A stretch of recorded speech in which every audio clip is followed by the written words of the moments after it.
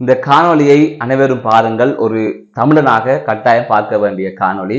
நாங்கள் தற்பொழுது அரசியல் அனாதைகள் ஆகிவிட்டோம், அல்லது எல்லா விதத்திலும் அனாதைகள் ஆகிவிட்டோம்.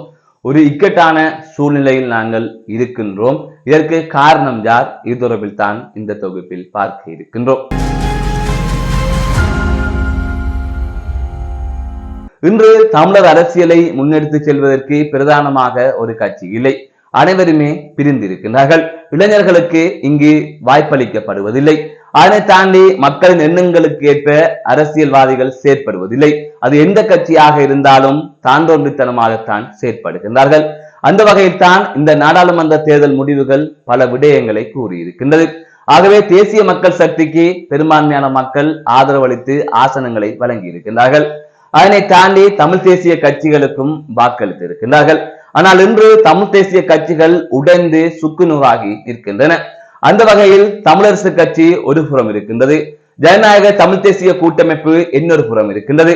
இன்று தமிழரசு கட்சி 8 ஆசனங்களை பெற்றிருக்கின்றது தேசிய பட்டியல்களோடு. அதேவேளை ஜனநாயக தமிழ் தேசிய கூட்டமைப்பு ஒரு ஆசனத்தை பெற்றிருக்கின்றது. அனைவருமே சுயநலமாக இருக்கின்றார்கள்.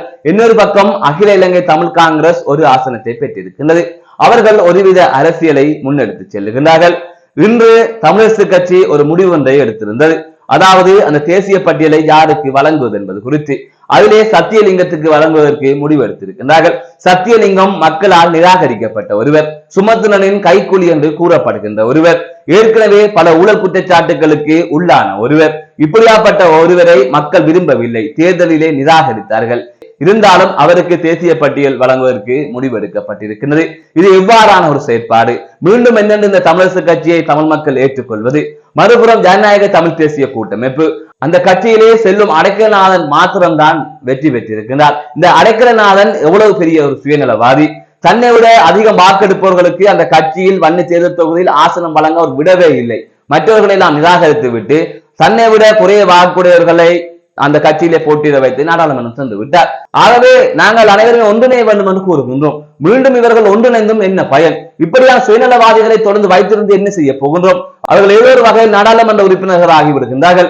இன்று செல்லும் அடைக்கலநாதன் பெற்ற வாக்குகளை விட மன்னாரை சேர்ந்த சட்டத்தரணி தினேசன் வாங்கிய வாக்குகள் அதிகம், உதயராசா அவர்கள் வாங்கிய வாக்குகள் அதிகம். இன்று அவர்கள் அதிக வாக்குகளை பெற்று வெளியே நிற்கின்றார்கள். ஆனால் இவர்கள் இந்த நாடாளுமன்றத்திற்கு போகின்றார்கள். ஆகவே இவ்வாறுதான் இங்கு நடைமுறை இருக்கின்றது.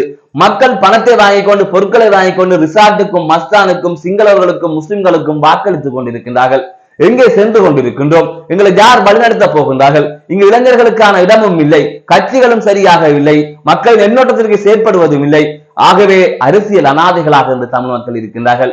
இவர்களை வழிநடத்தக்கூடிய சிறந்த தலைவன் கிடைக்குமா இல்லையா என்று தெரியவில்லை. இவர்களும் திருந்த போவதில்லை. இவர்கள் ஒன்றாகியும் ஒரு பிரயோசனமும் இல்லை. ஆகவே ஒரு சரியான ஒரு அரசியலை முன்னெடுத்து செல்வதற்கு ஒரு புதிய குழு தேவை. அந்த புதிய குழுவுக்கான போதிய அளவு பணம் தேவை. அந்த போதிய அளவு பணத்தை வைத்து மக்களுக்கு தெளிவுபடுத்த வேண்டிய தேவை இருக்கின்றது. அதை தூர நோக்காக நெடுங்கால திட்டத்தில் செய்ய வேண்டிய தேவை இருக்கின்றது. குறுகிய காலத்திற்குள் அதை செய்து முடிக்க முடியாத ஒரு சூழல் இருக்கின்றது. ஆகிய திட்டமிடலுடன் ஒரு இளைஞர் குழு, ஒரு அனுபவம் உள்ளவர்கள் சேர்ந்து ஒரு அரசியலை முன்னெடுக்க வேண்டும். அப்படி செய்யாவிடில் இனி இந்த மக்களுக்கு விடிவே இல்லை. மீண்டும் ஒரு காணொளி சந்திக்கின்றேன். நான் நடராஜ் அஜயகாந்தன்.